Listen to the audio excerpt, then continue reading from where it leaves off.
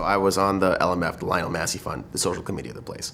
And it was a tradition, I don't know if it's still going on, to where the members of the LMF would try their best to have a group costume. And there were 9 of us, and we thought, hey, let's do the Peanuts. The problem with that is there aren't that many recognizable Peanuts. So what we ended up doing was a friend of mine, Alex Book, he went as Pigpen, the dirty peanut, and I was in a skin-tight black suit, covered in cocoa powder and little cotton balls to simulate the dust cloud. And for the entirety of the night, I was just dancing around him, simulating a dust cloud.